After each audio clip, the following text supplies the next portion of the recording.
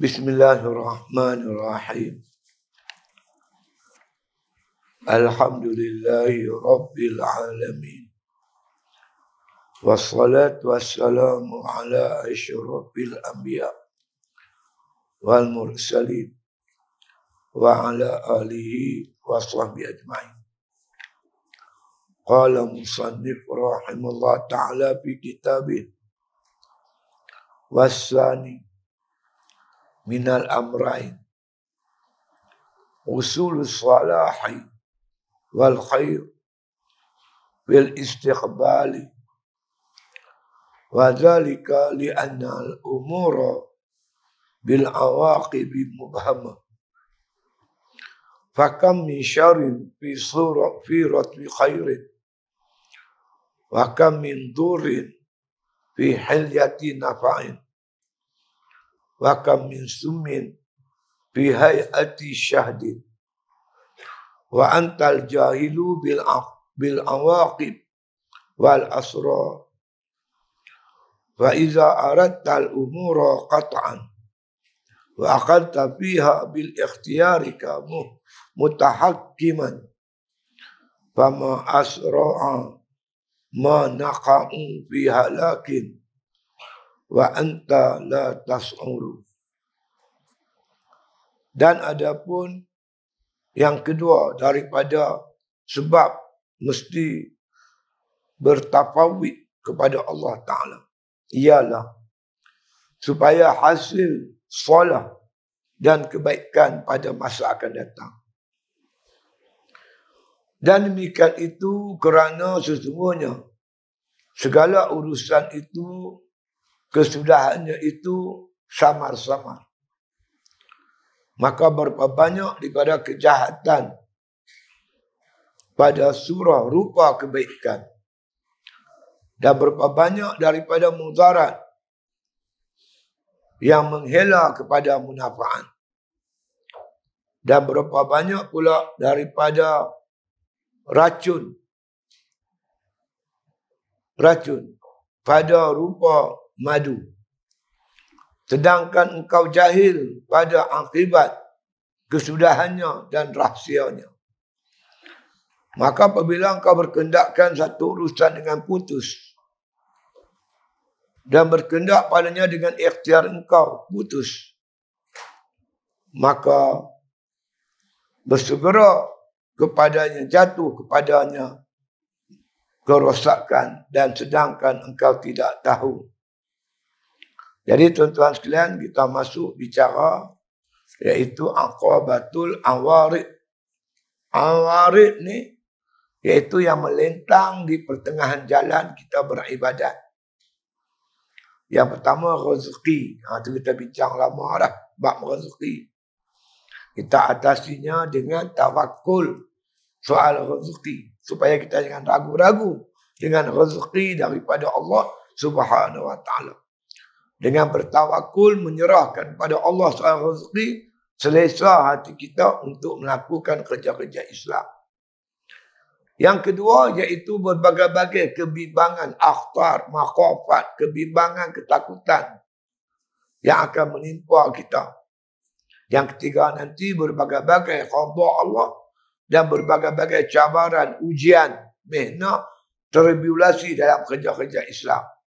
Kita masuk yang kedua berkaitan makhafat, kebimbangan, ketakutan. Bila kita buat satu perkara, apa nak jadi ni?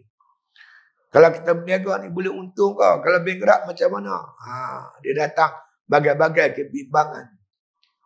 Kita nak kahwin pun macam tu. Boleh ke ni? Dengan isteri aku pilih ni. Sesuai ke tidak ke? Datang bimbang. Begitu juga berbagai-bagai keputusan yang kita ambil dalam kerja-kerja Islam kita. Ini dinamakan kebimbangan, ketakutan. Jawabnya kata Imam Ghazali dengan cara tafwid. Kalau kita soal rezeki, kita serah pada Allah Ta'ala. Itu nama tawakul. Soal kebimbangan, ketakutan, apa yang akan menimpa kita. Bila buat kerja-kerja Islam ni, itu namanya makhafat ataupun akhtar, kebimbangan, ketakutan. Jawabnya iaitu bertafwid, serah kepada Allah apa yang akan jadi.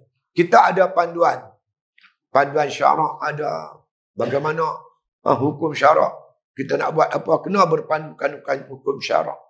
Dan kalau sekiranya tuan-tuan berlaku juga kebimbangan, ketakutan, maka di sana disuruh kita beristikharah. Serah segala urusan kita kepada Allah. Mudah-mudahan Allah bimbing kita. Sebab yang pertama dulu ni, kenapa perlu kita tafwid? Supaya mutmainnah. Supaya kita ni tenang jiwa kita dalam melakukan segala kerja-kerja Islam kita. Itu yang pertama. Malam ni kita bincang yang kedua. Kata Imam Ghazali, wasani, yang kedua minal amrain, daripada dua sebab. Kenapa kita perlu bertafwid?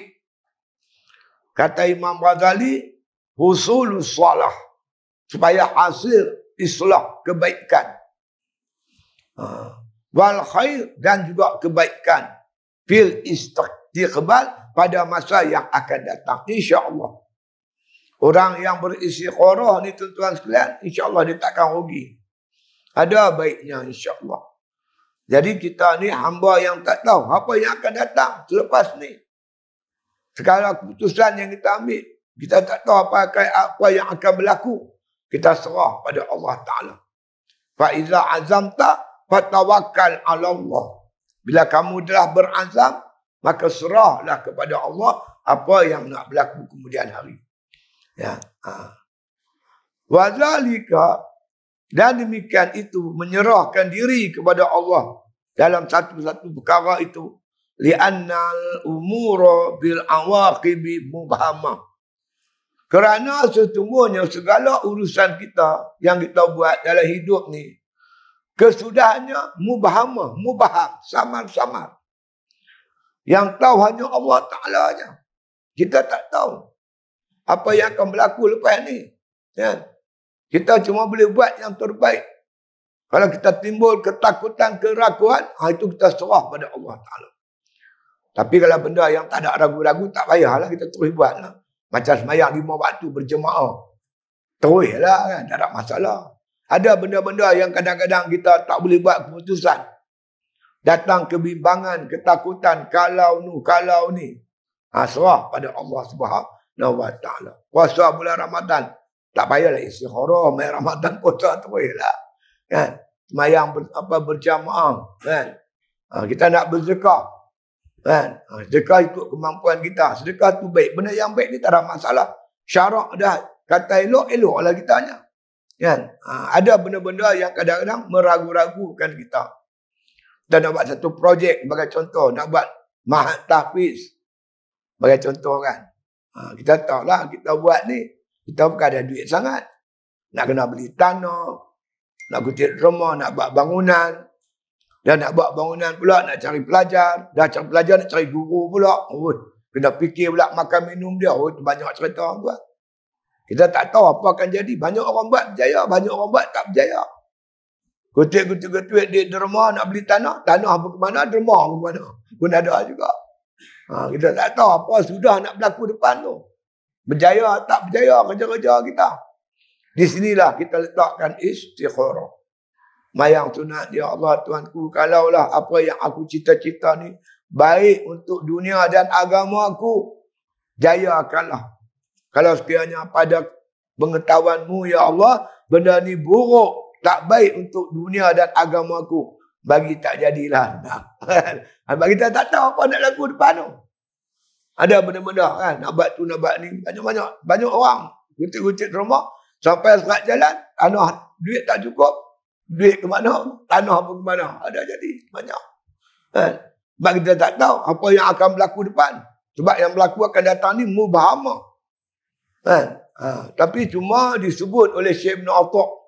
Man asyraqat bidayatuhu, asyraqat nihayatuhu. Siapa bercahaya pada mulanya, insya-Allah bercahaya pada sudahnya.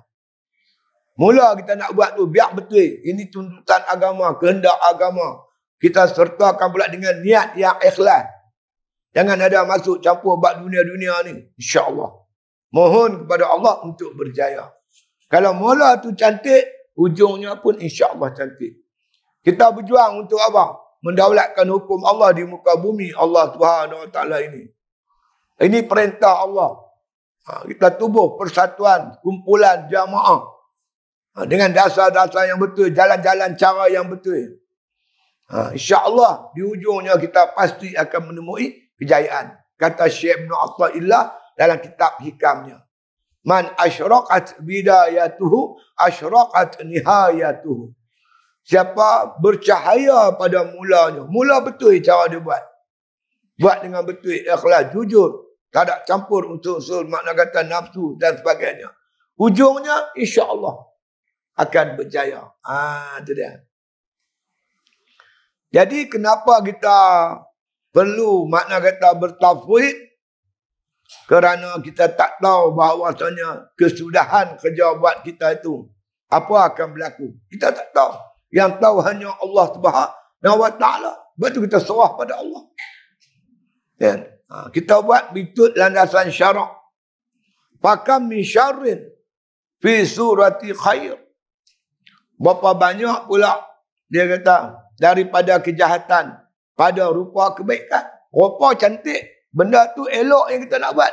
Tapi dalam dia tu ada yang tak elok. Kata orang tua lah. Dalam padi ada lalang.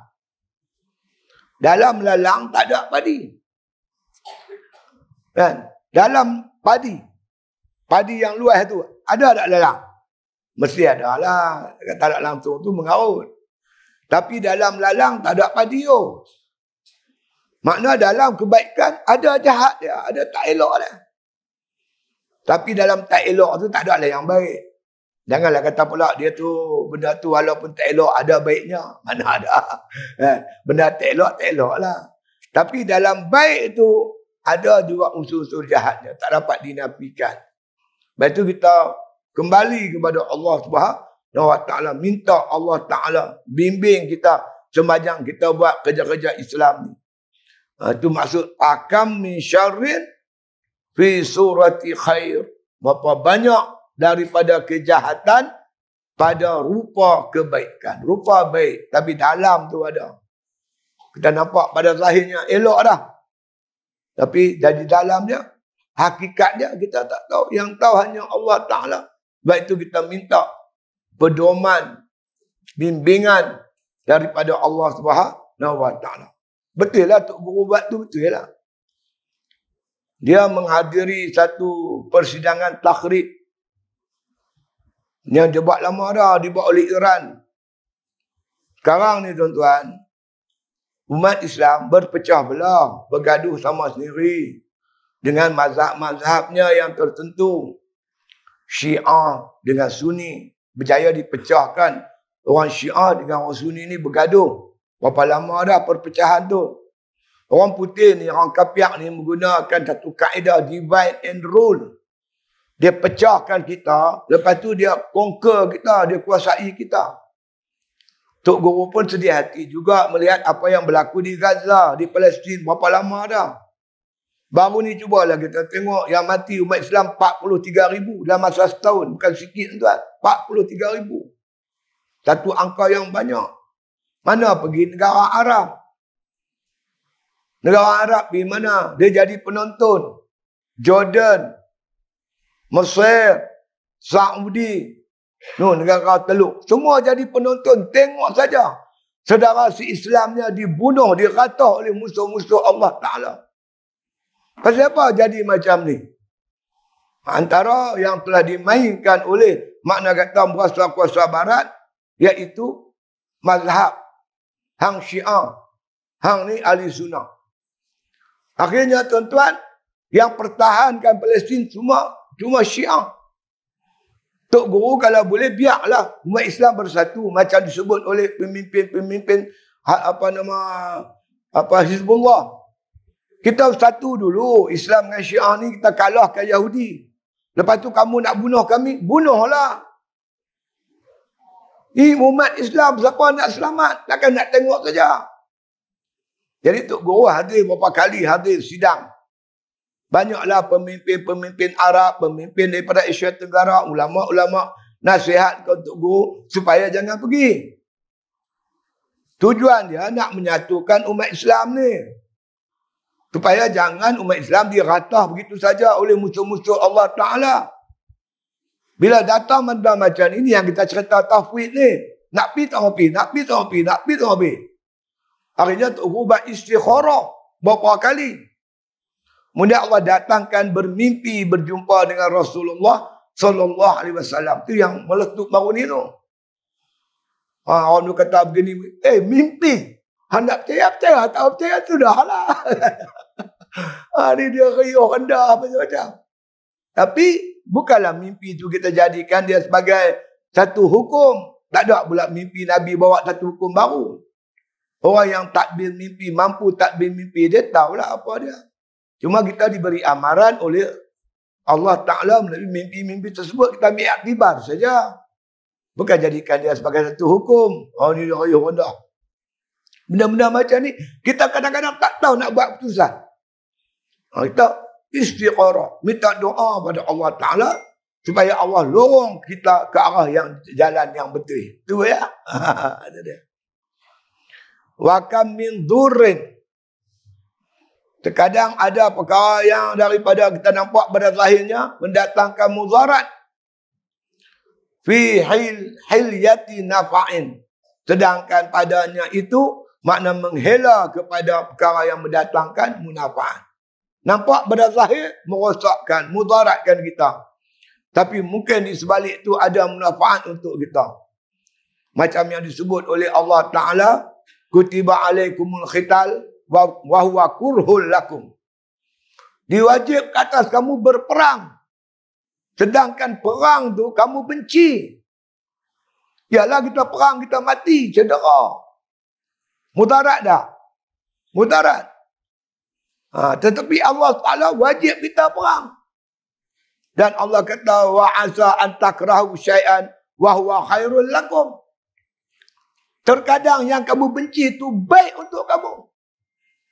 Memanglah tuan-tuan kita nampak umat Islam di Palestin terkorban, ramai mati, mudarat.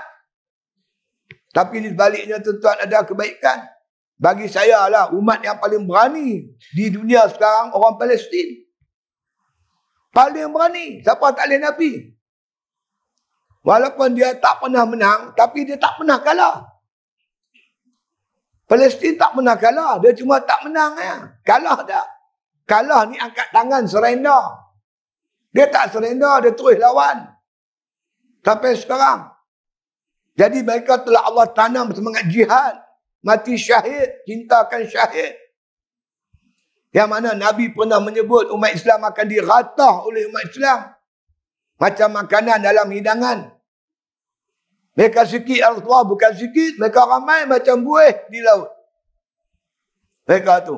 Mereka kena penyakit al-wahnu, hubbud dunia, wa karahiyatul maut. Cinta dunia, takut mati. Ketika umat Islam satu dunia takut mati, orang Islam, orang Palestin sanggup mati. Tentang renung dalam masa 50 tahun. Sejak tahun 19, ingat dan lebih kurang dalam 1988 macam tu. Mereka guna ketul batu ya. Lawan Yahudi. 50 tahun kemudian mereka tak pakai batu dah. Mereka angkat senjata. Ada peluru berpandu. Mereka ada. Ada roket. Lawan. Lawan sungguh-sungguh. Jadi walaupun mereka kata mereka tak menang. Tapi mereka tak pernah kalah. Sahibul ma'ruf la yaqa wa iyyaqau muttaqi'ah. Orang memperjuangkan Islam tak pernah jatuh.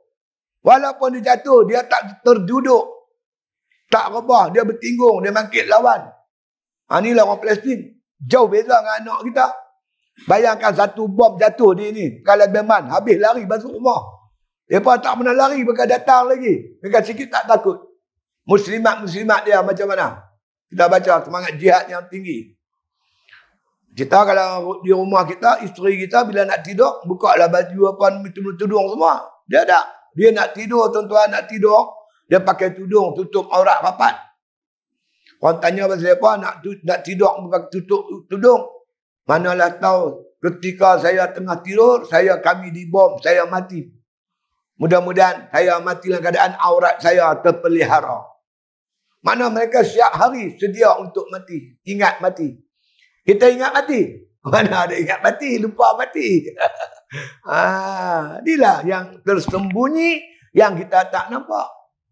Bagi orang Palestin. Kan? Itu yang Allah sebut. Wa asa an takrahu syai'an wa huwa khairul lakum. Terkadang apa yang kamu benci itu baik untuk kamu. Kamu benci berperang. Tapi ada kebaikan. Dengan berperang tu semangat jihad kamu tinggi. Kamu sanggup memperjuangkan agama Allah Ta'ala. Menegakkan Islam. Kamu dapat pahala yang besar daripada Allah Ta'ala. Iaitu mati syahid. Itu dia. Wa asa an tuhibbu syai'an wa huwa syarrul lakum. Terkadang yang kamu kasih, kamu tak mau mati ni. Nak lari pada jihad. Itu pula kadang-kadang buruk untuk kamu. Nabi beri amaran tuan-tuan. Ma taraka khamul jihada illa zillu. Tidak ada satu kaum yang meninggalkan jihad. Mereka pasti akan dihina oleh Allah Subhanahu wa Ta'ala. Jadi umat mulia yang sanggup berjuang, berjihad pada Allah. Hal ni lah yang menimpa umat Islam hari ni. Boleh dibeli. Mereka hilang daya jihad. Boleh dibeli. Boleh dikuasai oleh musuh-musuh Allah Ta'ala. Boleh segala-galanya. Cuba tuan-tuan fikir. Fikir habis-habis.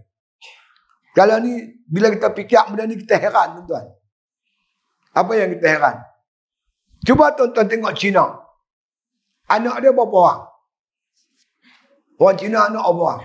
Paling banyak 3. Dia tak mahu anak banyak-banyak. Anak banyak dia susah. Satu orang anak dia kata mau mengaji 1,000 habis sebulan. Kalau ada 3 orang, dia tak mahu dia. Banyak-banyak dia tak mahu. Bila tengok Cina-Cina, mana ada anak banyak? 1, 2, 3. 3 paling banyak. Orang Melayu, banyak anak. Anak saya 27. 3, 4, 5, 6, 7. Biasanya begitu, 5 kat atas. Tapi population tuan-tuan, perkembangan penduduk di Malaysia ni kita heran. Cina mendadak naik. Dalam masa yang singkat mereka naik, meningkat. Jauh daripada orang Melayu. Patut dengan satu orang Melayu, anak 7, 8, 5, 6. Bangsa Melayu berkembang dengan pesat. Perkembangan penduduk. Tapi, tak jadi macam tu. Cina pula berkembang dengan pesat. Sedangkan anak dia sikit. Mana mai ramai ni? Mana mai ramai ni? Jadi kerakyatan ni. Rakyat Malaysia ramai. Mereka macam mana boleh mai? Mai ke mana? Tuan-tuan sidik-sidik. Pasal duit. Pangkat. Kedudukan. Orang Melayu boleh dibeli. Itu yang jadi. Kalau kita tak bendung betul-betul, tak berubah, tunggulah masa ketikanya. Habis.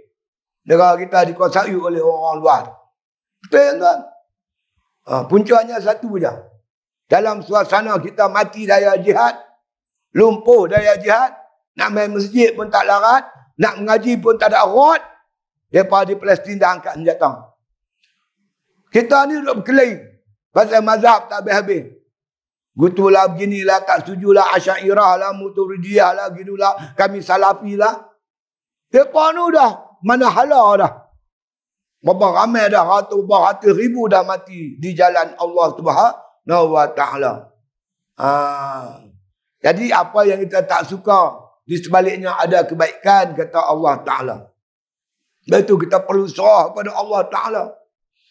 InsyaAllah kalau hati kita jujur, nakkan kebenaran, nakkan jalan yang baik, Allah pimpin kita. Istiasa istiqarah. Minta panduan Allah Ta'ala. Wa kam min summin fi hayati syahdin. Betapa pula dia kata, rupa-rupa racun pada rupa madu. Nampak madu, manis elok, dalam tu ada racun. Macam kita makan gula lah, manis rak gula. Nampak manis, tapi dalam tu dah ada darah, ada kencing manis. Apa jaga? Tersembunyi kencing manis. Sayanya sedap, dalamnya habis. Wa antal jahilu bil awaqibi.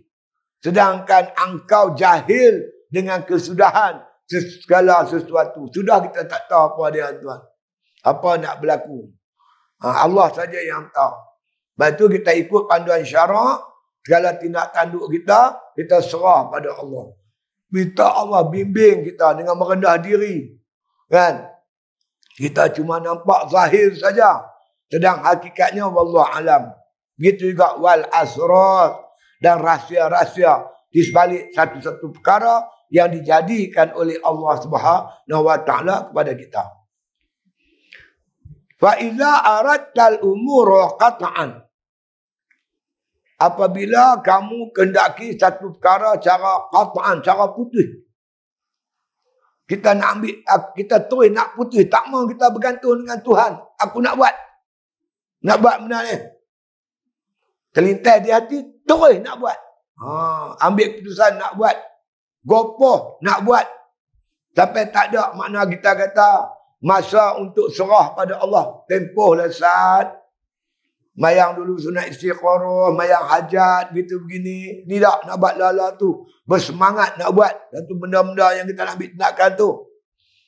Wa akhazta fiha bil ikhtiyarika. Dan engkau lakukan perkara itu dengan pilihan kau. Tak serah pada Allah untuk pilih. Kita terus tengok-tengok terpa lah. Tengok perempuan tu cantik, segak, nampak rupa elok, lebih kurang, nampak dia bercakap skill dua, kita dah berkenan sungguh. Kita pun dengan ikhtiar kita, pilihan kita, mutahakiman. Dengan kita meletakkan cara putih, nak ambil terus. Nak nikah dengan dia terus. Boleh tak tanya habang lagi. Tak selidik-selidik. Terus nak buat keputusan secara qat'i, cara putih. Maka kata Imam Ghazali, fama asra'a ma naqa'u fi halakin. Maka tidaklah, makna kata barang-barang yang kita benda yang kita ambil tindakan ni secara bersegera, cara gopoh, jatuh fi halakin, jatuh kepada binasa. Banyak dah jadi tuan. Terpa, macam nak ikan terpa umpan. Tengok umpan cantik, ikan temenung sekok, buah mata kai dalam perut temenung. Dia tak nampak mata kai, dia nampak temenung. Dia pun tipa, tersangkut kengkung, habis. Masa tu barulah menyesal. Kalau aku hati-hati pun tak apa. Kalau aku slow-slow sikit pun tak apa. Baru masa tu baru menyesal. Kita terpa habis lingkup. Jangan segera. Jangan gopoh. Ambil masa sikit. Tanya habaq. Kita tak kenal perempuan tu. Dia balik kampung mana? Tanya orang kampung sekeliling. Orang yang rapat dengan dia. Keluarga dia. Dia ni macam mana? Dah kita pilih rasa dah bagus dah pada pihak syarak. Semayang hajat lagi. Semayang istiqarah lagi. Bila jiwa kita tenang, nampak itu semua, kita pun ambil, tak ada masalah.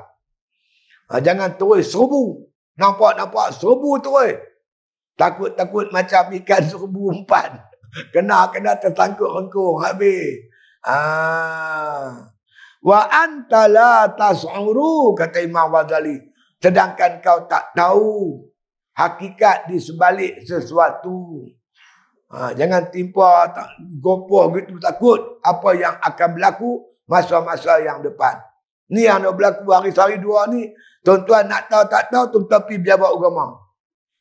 Tengok kes cerai. Hari-hari. Saya ni tuan-tuan bukanlah qadhi. Ustaz mengajar. Tapi banyak orang kenal kita. Hari-hari terima telefon daripada muslimat. Hai rumah tangga. Muslimin pun main jumpa juga cerita rumah tangga dia. Hang kahwin dulu lagu mana? Tanya. Kes lagu ni terpa ikut dan. Kahwin-kahwin tak sampai sebulan, 2 bulan. Macam-macam cerita berlaku. Baik tu kita bertenang, slow, minta panduan daripada Allah, minta bimbingan daripada Allah. Istikharah, kita bertafwid, serah diri pada Allah, minta Allah kita bagi hidayah, petunjuk pada kita. InsyaAllah kita akan selamat. Baik, kata Imam Ghazali rahimahullah ta'ala, walaqad hukiyah, dan sesungguhnya dihikayatkan, anna ba'dal ubad, sesungguhnya sebahagian daripada ubad. Ubad ni orang yang kuat ibadat lah, abid. Abid ni, ubat ni orang yang kuat ibadat. Ada seorang ahlul ibadah. Kana yas'alullah. Adalah dia ni memohon, meminta doa kepada Allah. Ayyuriyahu iblisa. Supaya dia dapat nampak iblis. Dia minta doa pada Tuhan. Ya Allah, Tuanku bagi aku nampak iblis. Ulama pesan kat kita, tuan-tuan. Dalam kita beribadat ni, kan, kita minta jadi orang yang istiqamah dalam ibadat. Kun talibal istiqamah. Jadilah diri kamu orang yang menuntut istiqamah. Wala takun talibal karamah. Jangan kamu menuntut karamah, keramat.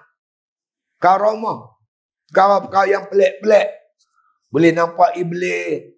Boleh nampak itu, nampak ini. Boleh kasyaf. Jangan minta yang tu.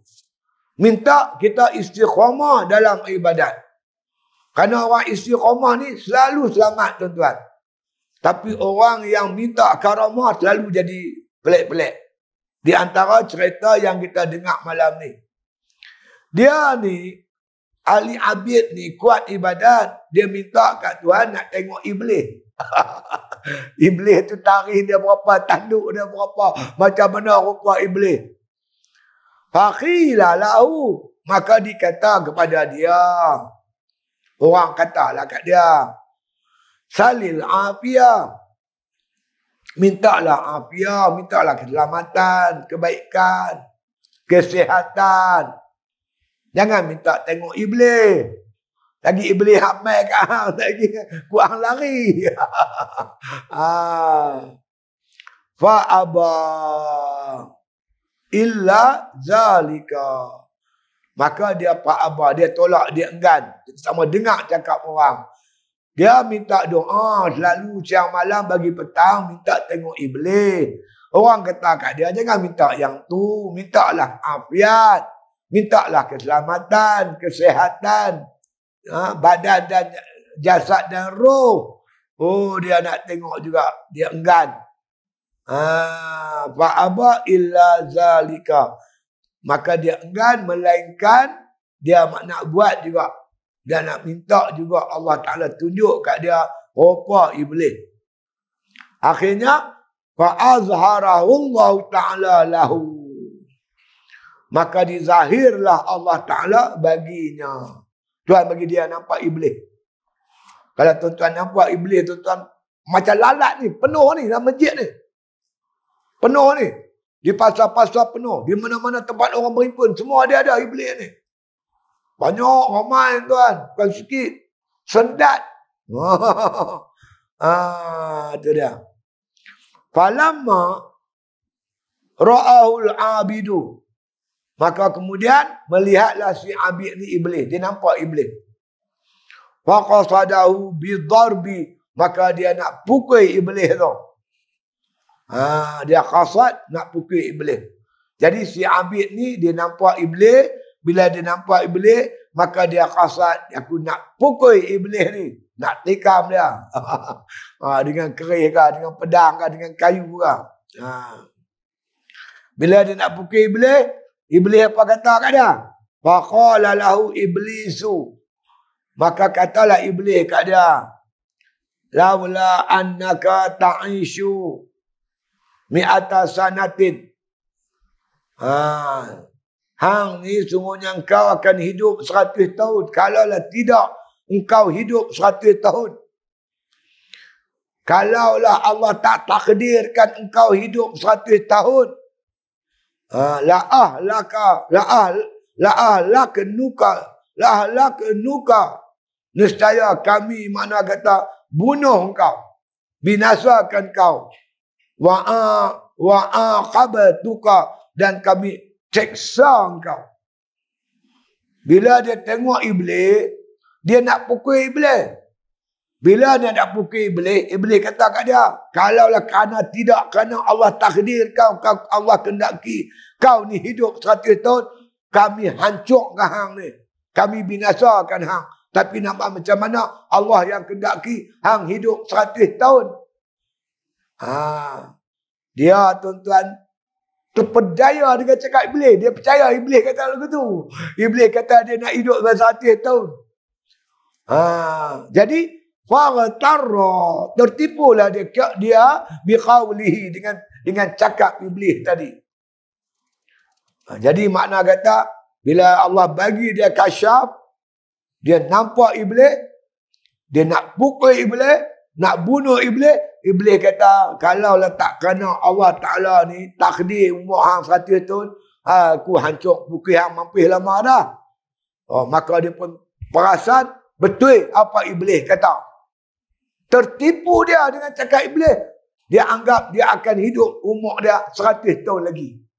Tambah pula dia pergi jumpa doktor. Doktor kata okey, sihat, jantung clear, paru-paru cantik, buah pinggang okey, jantung okey, semua okey. Dia lagi percaya.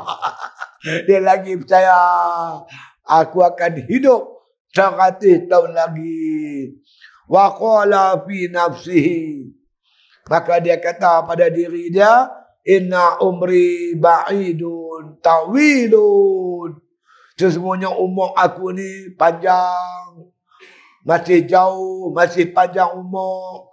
Faf'alu ma uridu summa atubu, faf'alu ma uridu, buatlah apa aku nak buat, summa atubu, lepas tu aku taubat. Terpedaya cakap Iblis, umur dia 100 tahun lagi nak mati, maka umur aku baru 50, aku ada lagi 50 tahun. Itu dia. Aku boleh buat apa? Tengok-tengok tak ada masjid dah. Awak tak main. Rupanya kita tipu Iblis.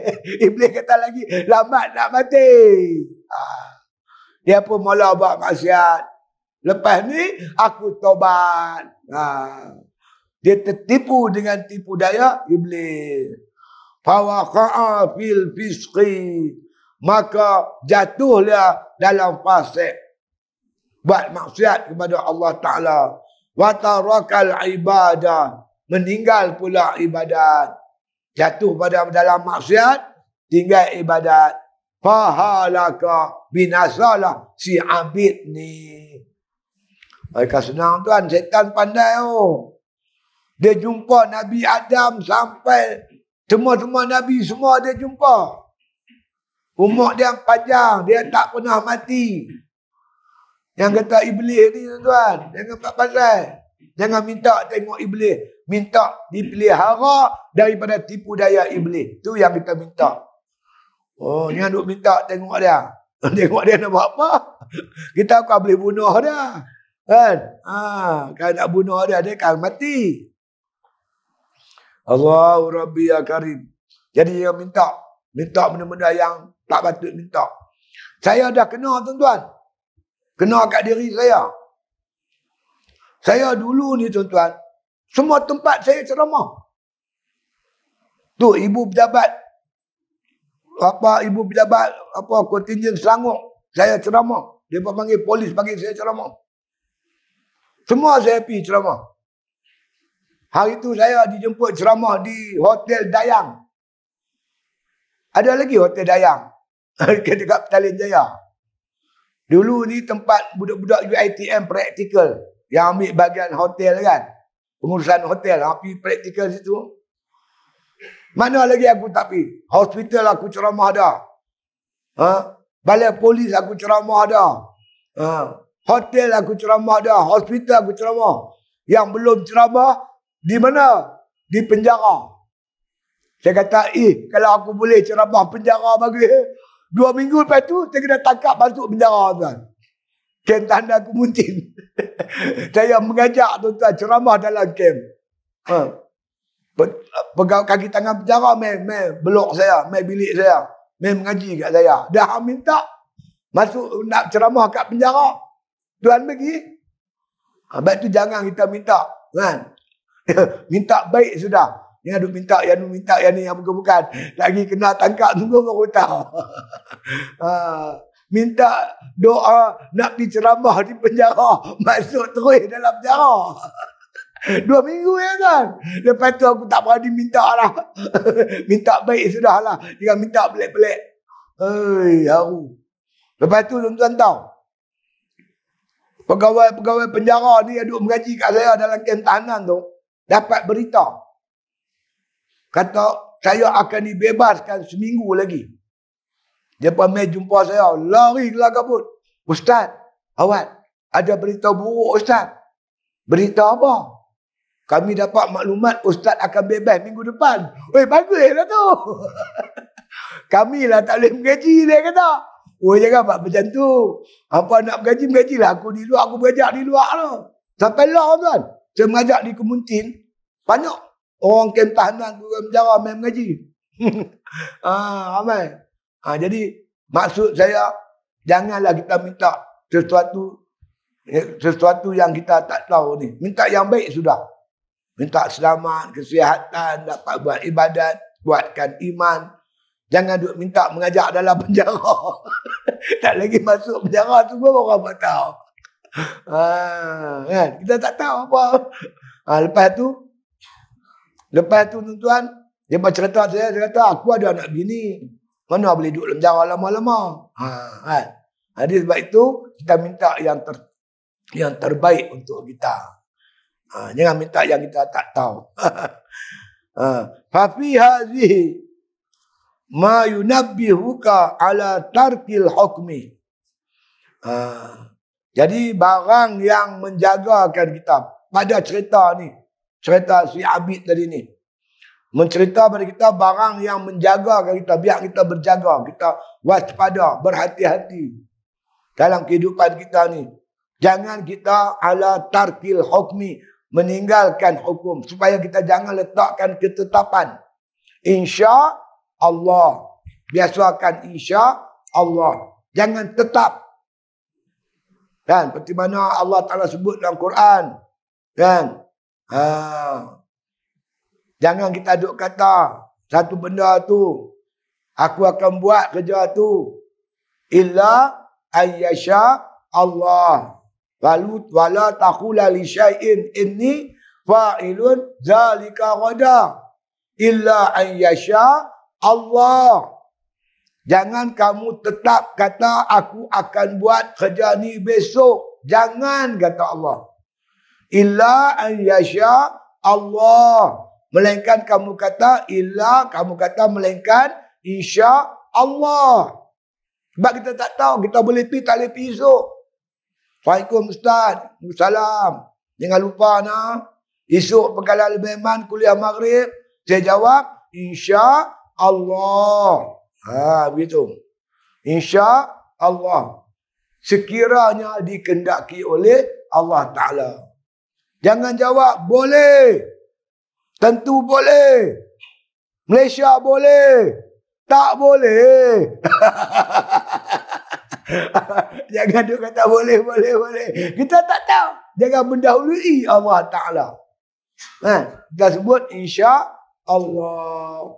Jika dikehendaki oleh Allah. Wala taqulanna li syai'in inni fa'ilun zalika ghada illa an yasha Allah. Jangan letakkan hukum.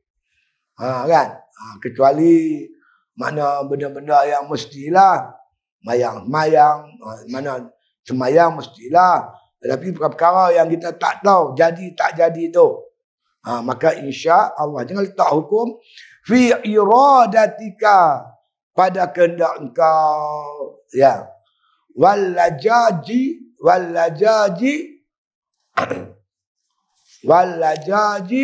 fi matlubika. Dan hendaklah kata Imam Ghazali rahimahullah ta'ala bersungguh-sungguh yang berpanjangan pada tuntut engkau. Jadi apa yang kita nak buat, sentiasalah bersungguh-sungguh. Kita buat kerja tu dengan bergantung hati kepada Allah. Wa yuhazziruka tulal amali. Hendaklah kamu waspada, berhati-hati, berjaga-jaga perkara yang jatuh kepada tulul amal, panjang cita-cita. Kita rasa umur kita akan panjang dah. Sebab itulah kita sentiasa istisna dengan insya Allah. Fa innahu al-afatul azimah. Kerana panjang cita-cita ni hingga kita yakin umur kita 100 tahun. akan membawa kita kepada kebinasaan. Afat yang azimah. Kebinasaan yang besar. Oleh kerana kita yakin umur kita panjang, tak apalah aku tinggal taat, buat maksiat. Lepas ni aku taubat. Kita sentiasa ingat kematian boleh berlaku bila-bila masa ke atas kita. Mungkin malam ni, banyak kawan-kawan tu. Ada seorang ustaz baru ni, saya ada buat kuliah duha di Sungai Siput. Habis kuliah, mereka beritahu ada ustaz dekat dengan surau tu meninggal dunia. Malam tu dia buat kuliah lagi. Kuliah dia kata, kuliah dia terakhir, cerita pasal alam barzah.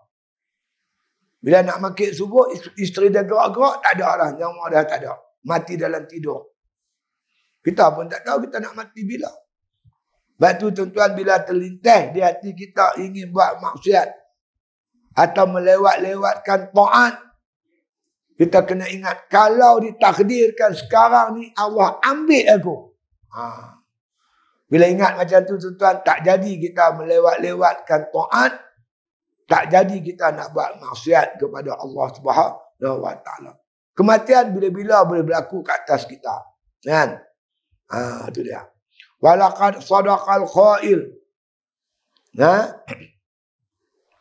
Kemudian kata musannif rahimahullah taala, sesungguhnya benarlah orang yang berkata, berkaitan panjang cita-cita ni, wa iyyaka matami'a, dan jaga-jagalah engkau dalam tamak, wal amani, dan amani, cita-cita yang panjang, amal, tulul amal. Jaga-jaga dua perkara, kata Tok Syekh kita. Pertama, jaga jangan tamak. Tamak ni dua tuan-tuan. Tamak kepada ibadat, tu tak apa. Tamak kepada dunia, tu tak boleh. Tamak kepada ibadat, nak banyak buat ibadat, tak apa, buat bila banyak mana pun. Tapi tamak dengan dunia, jangan. Itu tercela. Sebab apa? Dunia sempit, tuan-tuan. Yang berebut dia ramai. Dunia sempit. Tapi yang rebut cari dunia ni cukup banyak. Berebut dunia banyak. Tapi akhirat tu luas. Yang berebutnya sikit. Kalau kita tamak dengan dunia, orang pun meluat, tuan-tuan. Nak ambil kerta benda orang dia kata kerta benda dia. Orang benci tak? Benci. Tetapi kalau tamak akhirat, ada orang nak marah. Dia tengok orang tu semayang tahajud. Dia je duduk semayang tahajud, aku tak semayang. Semayang lah, siapa nak marah? Dia seorang nak sedekah, aku tak sedekah pun. Sedekah apa ya? Tak pernah kita dengar orang tuan-tuan berkelahi pasal akhirat. Orang berkelahi ni rebut dunia. Rebut akhirat, tak ada orang nak berkelahi. Ini tak? Fakam umniyatin jalabat maniyah. Berapa banyak orang yang panjang angan mendahului maut. Maksudnya tuan-tuan, orang yang panjang cita-cita, dia mati, cita-cita dia tak tercapai. Mati dulu, cita-cita tak sampai lagi. Sebab tu setan tipu kawan ni. Umur dia panjang 100 tahun. Dia pun kata betul, dia pun dah puluh nak. Tinggal ibadat, buat maksiat. Lepas ni aku taubat. Tiba-tiba dia mati, tak sempat taubat. Jadi maut mendahului kita, cita-cita kita. Cita-cita kita terlampau panjang. Maut datang sebelum cita-cita kita tercapai. Itu dia. Maka oleh itu, pesan Al-Imam Ghazali rahimahullah ta'ala. Kita habislah tajuk ni sikit lagi. Wa amma idza fawwadta amraka ila Allah subhanahu wa ta'ala. Maka apabila kamu serahkan, kamu tafwidkan segala urusan kamu kepada Allah subhanahu wa ta'ala. Wa sa'altahu an yakhtaralaka ma huwa salahuka. Bila kita serah pada Allah Ta'ala, maka bahawa dipilihlah bagi engkau oleh Allah benda yang mengelokkan kita. Macam kita lah, kita nak kahwin, kita tak pilih, suruh mak pilih. Bila nak menikah ni, mak? Mak teringinlah tengok hang menikah. Mak ada calon ke? Ada lah mak oi. Hang ada calon, saya tak ada lah serah kat mak. Baik mak, baiklah saya. Dah serah kat mak kita, kat pak kita. Pilih calon isteri kita. Dulu-dulu orang tua semua lagu tu. Serah kat mak pak dia. Tengok berapa lama menikah. Tak cerai-cerai pun. Sampai bertua anak cucu sampai mati pun dia. Tidak. Lah ni tak boleh letak mak pak belakang. Mak pak dia ada pengalaman. Dia lebih kenal. Hang ni mat, nak ambil buat ibu rumah. Carilah akhlak elok sikit. Aurat tutup. Tak berkawan dengan orang. Dia tu ni aku tak mau nak setuju. Orang ni usung, orang ni usung. Orang tu tua, pandang dia jauh. Bukan nak seronok, nak jadi ambil ibu rumah. Kalau mak kita pun pilih terbaik untuk kita, takkanlah Allah Ta'ala pilih yang buruk untuk kita. Allah lebih mengetahui, Allah lebih sayang kat kita tuan-tuan daripada mak pak kita. Sudah tentulah Allah memilih yang terbaik untuk kita. Yakin macam tu. Lepas tu Imam Ghazali kata, bila kamu serahkan kepada Allah segala urusan kamu, maka insya Allah, maka Allah akan memilih bagi engkau barang yang mengelokkan engkau. Itu dia. Lam talqa illal khair. Tidak ta'aluk, tidak berlakulah melainkan pilihan itu yang terbaik. Wasidat, yang cantik, yang paling elok. Wala taqa'u illa ala salah. Tidak akan berlaku jatuh pilihan itu. Allah yang pilih. Maka sudah tentulah pilihan yang paling salah, paling elok untuk kita. Qala Allahu hikayatan anil abdi salih. Itu dia. Maka firman Allah Ta'ala menceritakan cerita hamba-hamba yang soleh, yakni umat Nabi Musa alaihissalam. Apabila berdepan dengan Fir'aun, mereka kata apa? Wa ufawwidu amri ilallah. Ini ayat Quran. Iaitu kami serahkan urusan kami kepada Allah. Innallaha basirun bil ibad. Sesungguhnya Allah Ta'ala amat melihat kepada hamba-hamba dia. Allah melihat, Allah mengetahui, Allah mendengar apa yang kita buat. Maka Allah maha mengetahui. Allah pilih yang terbaik untuk kita. Kalau Allah Ta'ala makna kata dalam berdepan dengan Fir'aun ni menghadapi kesusahan, untuk Allah tarbiyah mereka.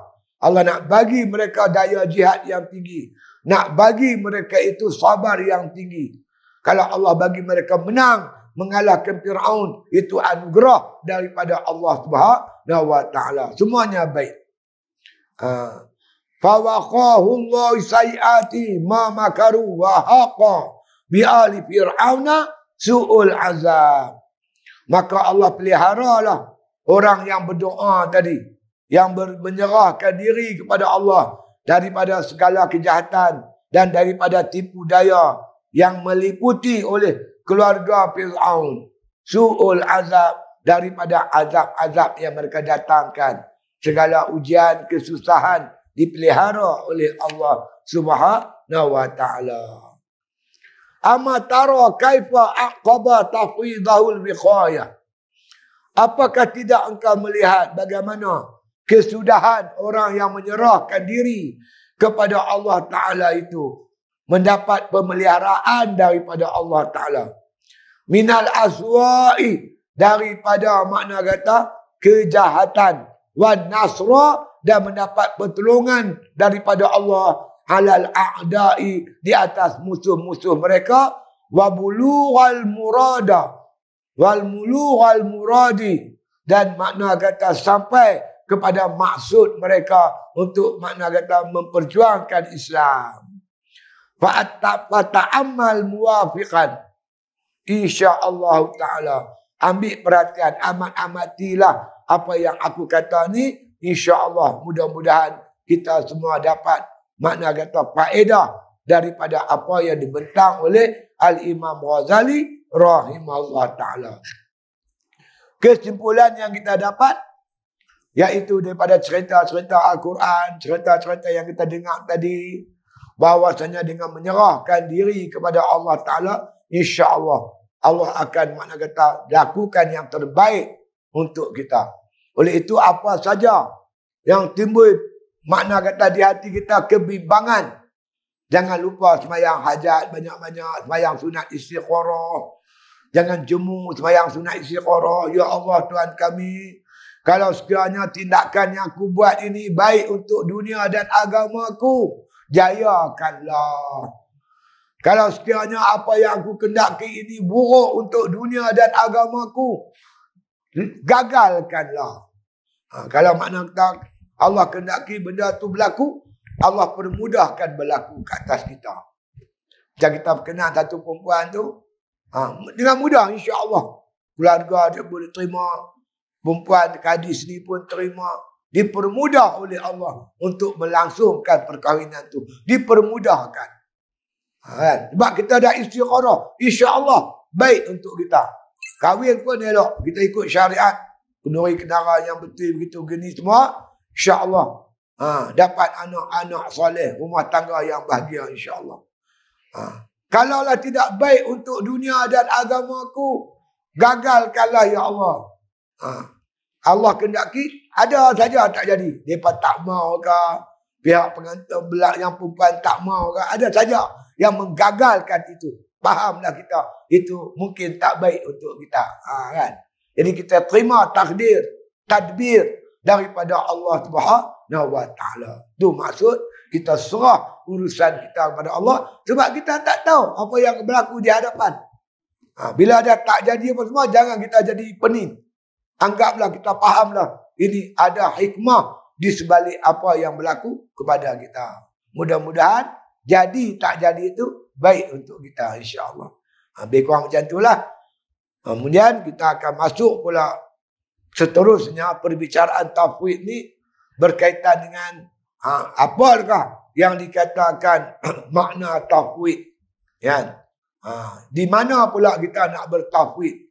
Adakah semua sekali? Ada tempat kita tafwid, ada tempat tak perlu tafwid. Yang ni Imam Ghazali akan huraikan nanti insya-Allah. Itu sajalah tuan-tuan. Mudah-mudahan sikit sebanyak makna kata mendapat rahmat daripada Allah Ta'ala. Cuma nak maklum je lah. Sebab kami biasalah bila masuk bulan Rejab pun tak lama lagi dah, sebulan lebih lagi. Bulan 1 masuk bulan Rejab. Sekarang dah bulan 11 lebih dah. Jadi kami buat persiapan untuk menghadapi Rejab, Syakban dan Ramadan. Jadi bagi kami di pondok tu biasalah 3 bulan ni kita berpuasa di siang hari, malamnya kita beribadat. Siang hari sambil berpuasa, kita juga memperlipat gandakan majlis-majlis ilmu kita. Kan? Kali ini tuan-tuan, saya bercadang untuk daurah kitab Matan Hikam. Hikam ni ada matan dia. Syekh Ibn Atha'illah. Saya jangka dalam kita daurah 3 bulan, dijangka insya-Allah boleh habis. Ustaz lain ada kitab lain lah. Tapi bagi pihak saya akan mendaurahkan kitab Hikam dengan matlamat target saya boleh habis sepanjang 3 bulan tersebut. Ustaz lain adalah kitab lain lepas tu. Jadi kami sepanjang 3 bulan tu kami berpuasa. Jadi kalau tuan-tuan yang berkelapangan, mana yang nak pergi jual sekali, kita lalukanlah. Kita sediakan makanan berbuka puasa sepanjang 3 bulan tu. Dan juga bersahur, sok. Makan sok 3 bulan tu, sok dan buka puasa kita sediakan. Bagi muslimat, kita adalah asrama. Bagi muslimin, tak cukup asrama, bertidur di surau. Boleh nak duduk 3 bulan, boleh nak duduk sebulan saja pun boleh. Nak duduk seminggu, nak ulang alik pun boleh. Kedah pergi sana boleh, tak ada masalah. Ini siapa-siapa yang berhajat, kita silakan. 1 bulan 1 kita abang awal lah kat tuan-tuan. Siangnya kita berpuasa, selalunya kita puasa 3 bulan lah. Rejab, Syakban, Ramadan tu kita puasa. Siang tu kita penuh dengan daurah kitab lah. Baca kitab-kitab. Kemudian tu malamnya kita tingkatkan ibadat qiyamul lail dan sebagainya. Siapa yang berhajat boleh sertai insya-Allah. Itu sajalah untuk maklumat pada tuan-tuan dan puan-puan sekalian insya-Allah. Itu saja, wallahu alam. Wabillahi taufiq. Wassalamualaikum warahmatullahi taala wabarakatuh. Al-Fatihah.